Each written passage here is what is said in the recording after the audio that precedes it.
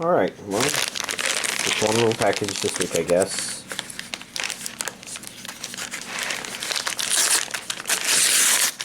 But next week there's a good amount of stuff scheduled to be released, so it might be better. So first up we have here, Shadow's House? Is it just Shadow's House? Yeah, it's just Shadow's House. I was trying to see if there were any other little words there. There's a little, like, line in between things, but no. We've got Shadow's House, which is a very intriguing looking thing. Explore the mysterious life of a living doll. That sounds terribly mysterious. Now, what they do with that concept is kind of, you know, make or break. Oh, there we go. Just trying to think if I heard this before. Oh, and I was noticing on the back here, regions A and B. Looks like an English dub. 13 episodes.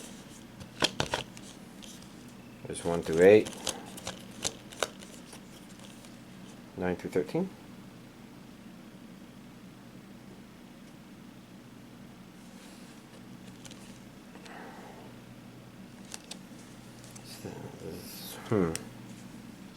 There's obviously 2 figures. I don't know what to make of it. It's definitely a very curious looking show. And then next up we have season 2 of Seitokai Yakuindomo. No. The movie? Second movie?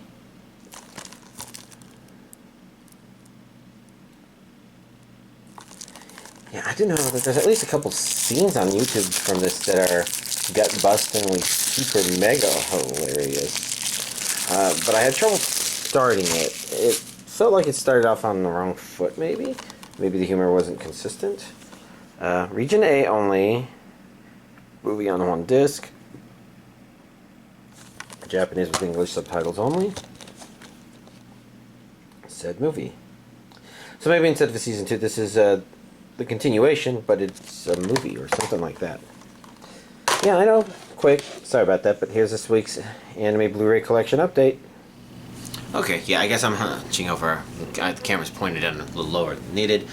I'm not getting up to anime I've watched. Classroom of the Elite season. I can't speak. Classroom of the Elite season 2 episode 10.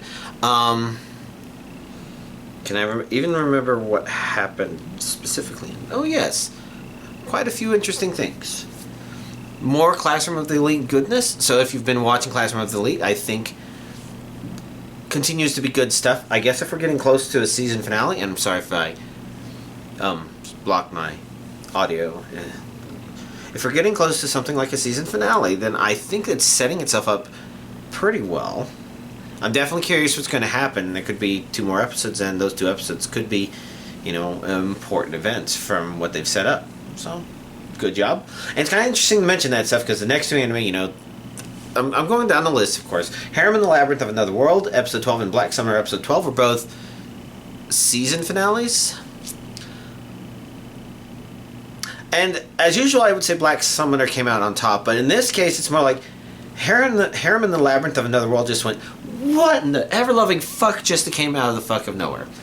It's not out of character for the show, but at the same time, it is not in line with the pacing of the show. Because like I mentioned, one of the things that can actually make it be considered a good anime is if it was presented correctly as just a simple sort of slice of life of our main character being in this world.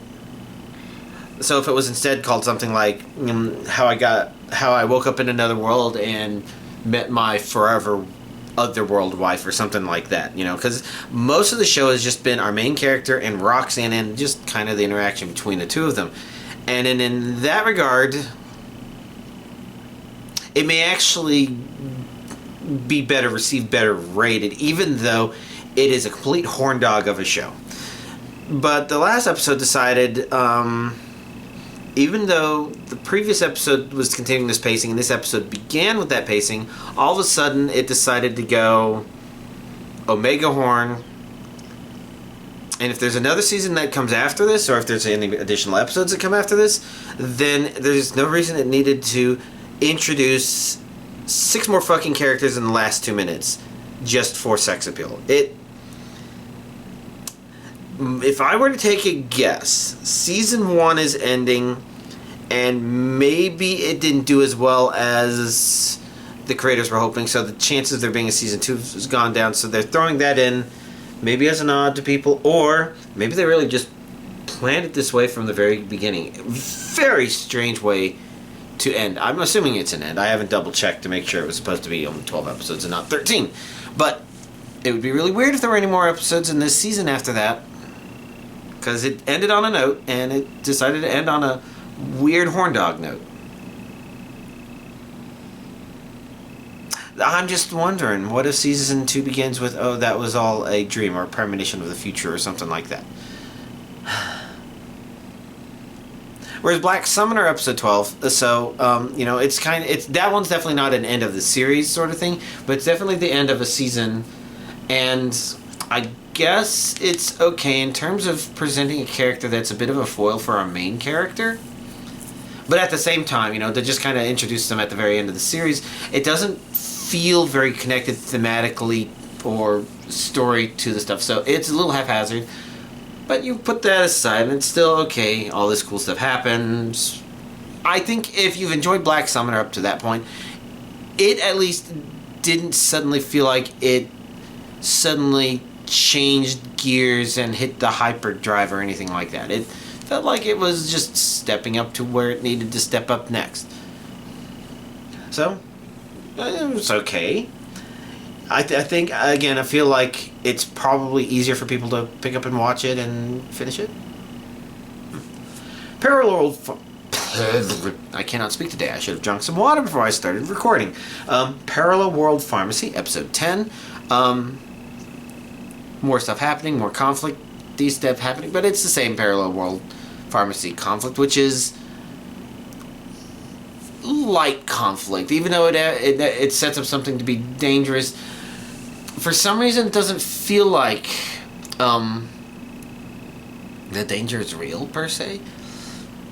It's not bad when me putting it that way. It's just kind of an observation, and it's just kind of neat to see what's going. I can't say that I'm necessarily excited, but I do want to watch more episodes. So, there's elements of that could definitely be my own opinion, easily. Yeah, other people may think I'm just completely ridiculously full of shit, but that's fine. Everybody's allowed to have their own opinions. And I'm just saying, it's a nice show. I would have found Black Summoner to be a little more entertaining, even though I think Parallel Pharmacy has a sliver bit more of a kind of a destination, and so you kind of understand. So I think you can appreciate what it builds up more than Black Summoner, but yeah. Next up, I finished watching Zombieland Saga Season 2. That's episodes 3 through 12, and pretty entertaining. Zombieland Saga, it kind of fits in that a good niche where even though it's an idle anime, you can, I think, enjoy watching it even though there's stuff in there that aren't idle, or because there's elements of non-idleness that are properly mixed in there per se. As in, I don't think this show is idle-brained. So, I think it keeps it just mixes things up just enough to be interesting. I did find the flashback episodes to be a little necessary, but at the same time not quite as enjoyable. But as a setup for what it did at the end, I think it's kind of fine because the last handful of episodes were pretty neat. I'm not sure I 100% buy this idea, but I think that there's this problem where anime idolizes idols, so to speak, and I don't just mean even necessarily here. This is one of the weaknesses in which season of My Hero Academia, where Class 1A puts on a music thing supposedly for everybody else, but I feel like even though people say and do stuff like that, it's not quite as selfless as the people would put on. And Franshushu kind of does the same sort of stuff, where it's like, well, we're going to go up there and we're going to do what we know how to do, but the justifications for why they had to do things in the middle of events near the end of this season don't feel 100% genuine. Okay, that's what people do. It's sort of like if I go to a work event where we're celebrating, so we did our day of service last week, or our week of service. I didn't do anything big. I just donated some money to a charity. I don't even think I told the company I did that. That they might like those numbers. They kind of like to throw around numbers of, yeah, we got blah percent of employees to participate. But the point is, I guess it's a long way of saying, I went to that event, and instead of, if I was there in order to present or something like that, I probably wouldn't be worrying about presenting during certain moments of that, because I showed up and the first thing I did was ask, HR if they needed any hands doing stuff. And we need to split these wristbands, and I can help do that. I can do that. Obviously the setting up of stuff was done by the establishment we were at. Punch Bowl Social, I think it was. I'm just trying to remember if I'm remembering the name right. If you're thinking, oh yeah, it's that place with bowling and darts and arcades and ping pong, yeah, they were pretty good. Actually, the bowling machines are very interesting, because I've normally only ever seen bowling in a facility designed from it, but because this is inside a place and it wasn't designed to be a bowling alley from the get-go, it basically meant that the bowling pits had these like strings on them, and so the bowling ball would hit, knock a bunch of pins over, and instead of a little machine coming down, picking up the ones still there and sweeping the others away, instead it kind of lifted them all up, and then only the ones that were still standing came back down. It was weird puppet black magic stuff. Pretty cool. I could see how they needed to do that, because the facility wasn't designed to have this big elaborate pin reset system in the back. Technology.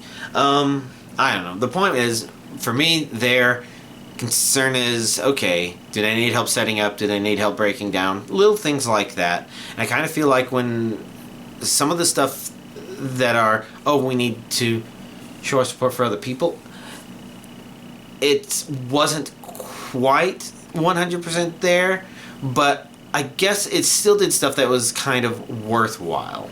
I think they could have just tackled it from a different avenue, but I think if they tackle it from a different avenue, then the show would have had to have been kind of maybe not having the characters going through what they were going through at the very end there. And I know I'm being vague, but if you haven't seen it, I don't want to spoil it, so that if you watch it, you can enjoy it too. Because I complain about this nitpick, but overall I found it still enjoyable, because I put it aside and I'm just watching what happens, and yeah, it was pretty enjoyable. A couple of moments near the end of this season actually got me a little teary-eyed. It was kind of touching. Very nice. And then, so my Friday friend was finally back in town. We watched Overlord Season 4, and, this time we caught up on the English dub, so we watched episodes 7 through 10. What all happened in there? I'm looking at the previews of the episodes, and maybe I could remember if I just scroll the wheel down, because I remember big broad strokes of certain ideas. But it was kind of fun stuff.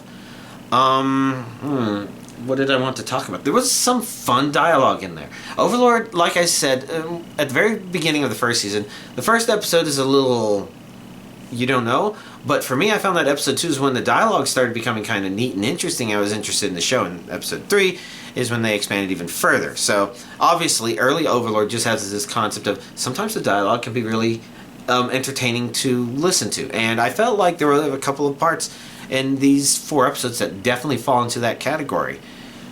And I have to say, I don't know that I've ever seen Ein so fucking pissed off, so I'm a little worried.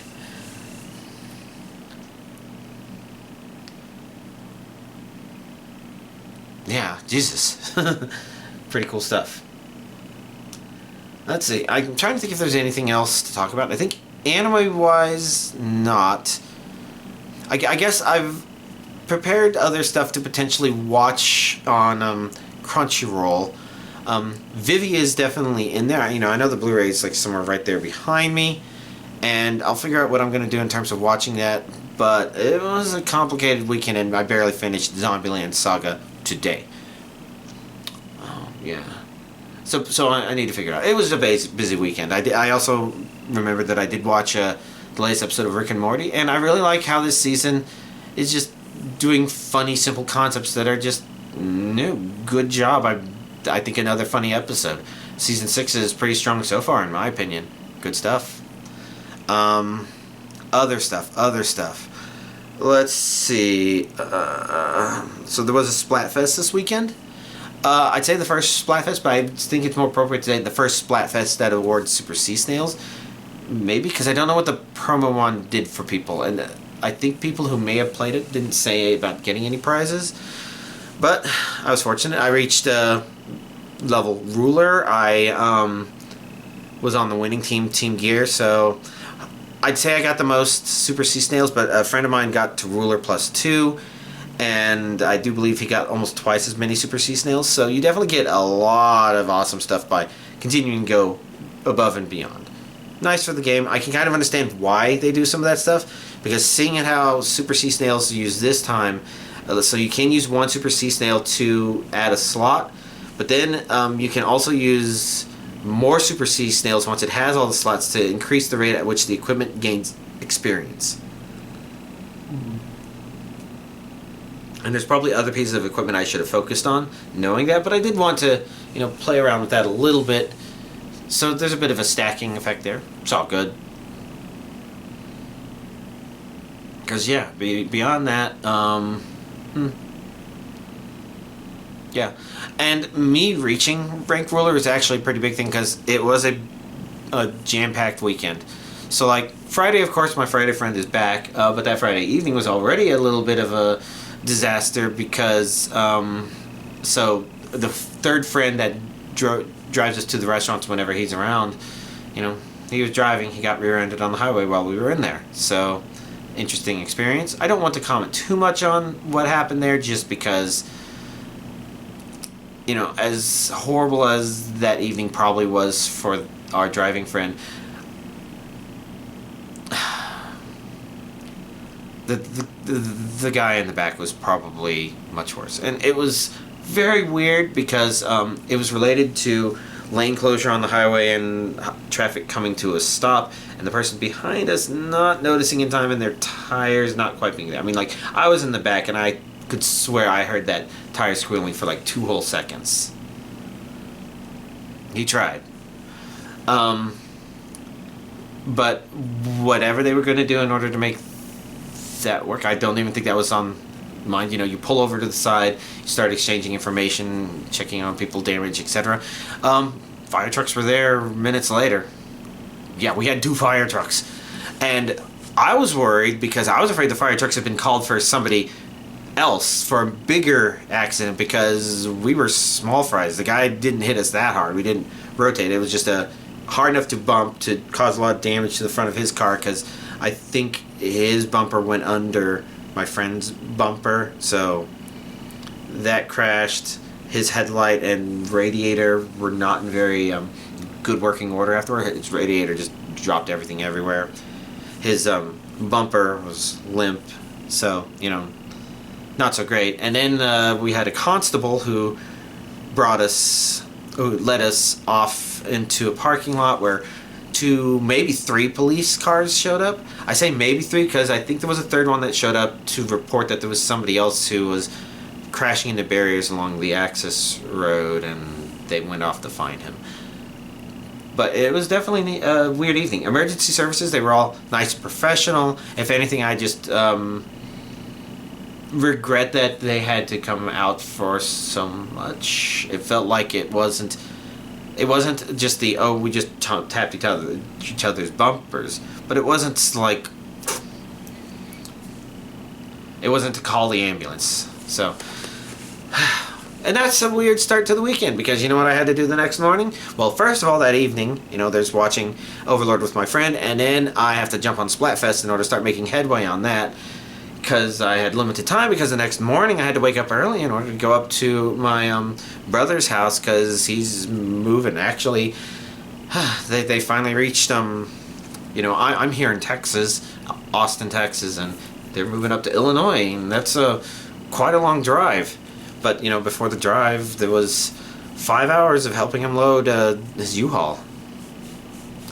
There were a lot of us there. I'm not a very physically fit person anymore.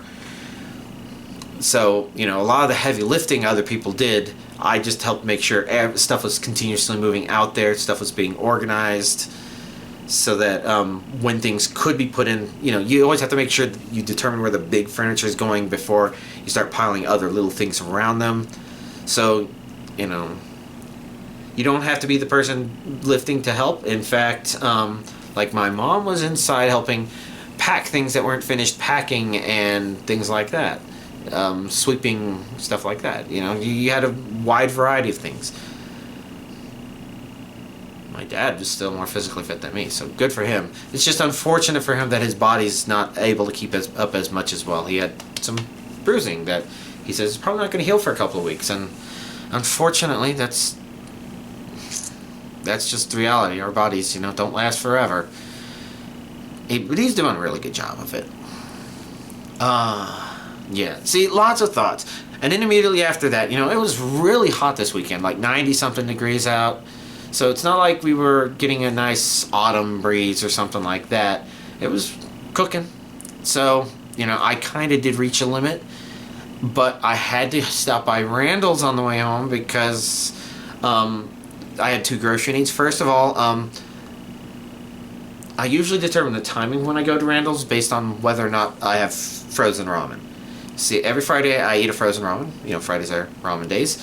And, that means every 3 days, because there's 3 flavors that I go through, I go back to Randall's and buy more stuff. And I have my Monday cycle based on that, because Monday is when I cook something for myself, usually something meaty. Steak, beef stew. Sometimes what I do on the 3rd week is up for debate, grabs, whatever. But when I go to Randall's, that's when I pick up my beef stew makings. So I absolutely had to go to Randall's on Saturday because I didn't know if I would be able to go any other day. And, oh my god, I actually had to stop in the store and sit there and not throw up because I just did not feel that great when I first walked in there. Now, after that, I felt a lot better, was able to get home and conk out, but I did still have Splatfest to do, which is a good thing because I didn't have any time to do it on Sunday, because Sunday was a VR chat get-together with my Twitch friend, and I needed to plan around that. And it's also the day that I do all the maintenance on my Animal Crossing islands, and I also had to take care of my Dead by Daylight stuff because my dailies were piling up at that point. I'm at a good spot in there where I've prestige 3'd every single character. Maybe not Demogorgon, Steve, and Nancy, but there's no advantage to doing that for them. The point is, I've unlocked all the unlockable perks at tier 3 on all of the characters, and so at this point my goals are to get Kindred on more survivors so that they have some basic aura reading loadouts, because I like my aura reading stuff, and Kindred's just a really good solo queue thing in general. Actually helpful in a Swift as well, when you're dealing with a Swift that is as bad communicating as everybody I'm with. And there's a common denominator there, so don't think I'm talking just about them. But the other thing to do is to make sure I don't spend too much excess blood points, because I don't know when the next chapter comes out. But when it does, I'm going to have at least 1 or 2 more characters to prestige. So, got to make sure I have blood points saved up for when that day comes. I'm finally at that point in my Dead by Daylight career. Not a career. Oh my god, that was a lot of stuff. And this doesn't include the need to rest and relax. And for the VR chat thing, I didn't even get to completely fix my avatar. I did tweak a couple of things in case I was going to try things, but ultimately I did also try one more thing that verified certain concept worked. I tried to add a player tracker to my avatar and it wasn't working, and I wasn't surprised that it wasn't working. I was hoping that it did, but I did have to do a lot of surgery to get it in there because there's certain tools that they wanted me to use that I don't plan to use. And it's probably for the best, because it means I'm a little more familiar with their animation controllers than somebody who just followed the instructions and didn't think much about it. Because the reason it's not working, and there's this interesting with animation controllers in Unity, whether or not you use a setting called write defaults, and there's some things about it that are kind of weird and backwards, but ultimately I think they both represent two kind of different philosophies, and they're not necessarily bad. I can see why there's good arguments to argue one versus the other, or likewise not one versus not the other. In this case, he set up his stuff so that it has write defaults off, and the advantage of that is it does allow you to make a more concise, concentrated, well-defined little piece of engineering. You can create an actual little machine that does a lot. And his stuff looks really good because of that, but the disadvantage of that is it isn't as modular. So it's harder to modularize things. And maybe you could say, okay, well, that's his thing. But I think the issue is he's distributing something that is expecting you to kind of add to avatars, but he's using a design philosophy that isn't very supportive of the more modularized philosophy. So it seems a little contradictory, because when you're building a VR chat avatar, you're not necessarily always building with the assets that are only going to exist on that one avatar. You're not constructing this one avatar to be its own self-contained thing. Sometimes you're, using bits and pieces of other things, and you're like, I like it when this dance is on here, and I want to throw this item on here, and here's some controllers I created that allow me to just use it. Sometimes you want to reuse these components, and the way you mix and match and reuse animations inside of an animation controller kind of supports the idea of write default on. In other words, write default on is a little bit better because it allows things to kind of be put together without them needing to be a cohesive whole. And it's just kind of interesting. It means that I need to find time to sit down and basically re-engineer the way the underlying logic works, which should be fine. It's not. I don't think it's the hardest thing in the world. I think I know how I'm going to do it. I just need to sit down and spend the time. And obviously, I'm still fucking talking, so as you can tell, I've just been absolutely busy. Today, I'm actually just exhausted. I've barely gotten anything done.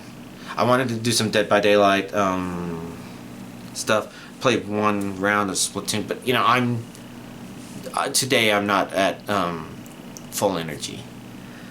But things are complicated, but we'll have to see if this next week is interesting. Although the truth of the matter is, I think I found that like today and tomorrow I'm at work, but then I'm on PTO for a week. It's designed so that I had a chance to consider trying to travel up north to a friend's wedding. And while I would like to, I barely have energy. I felt like I was even pushing it just driving up to my brother's place. Like, I could drive up there and I could drive back, but if I were to try to drive twice that distance, or maybe that entire distance all in one go, there's a possibility I might not make it. Which basically means that even driving up to Dallas is kind of hard for me now. So driving up to, I don't think it's Illinois, but somewhere near that state, I think that becomes a little harder than, okay, so maybe I should fly instead. But not only am I not a big fan of flying, just because I kind of feel like there's a lot of badly designed stuff, when I went up there for my brother's wedding and we were picking people up from the airport, we got to see from the other side just how complete mess it is to fly into places. And I don't know if I have the energy to try to deal with that either. Which is why I'm going to have to participate remotely, which is unfortunate. This friend has been a really good friend.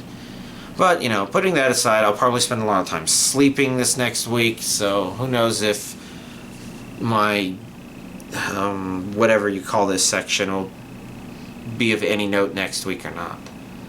Hopefully, though, there will be a lot of anime. Just because there's a lot of stuff coming out this week. That could arrive in the next couple of days. Oh well, that's a lot of stuff. Y'all, have a nice week.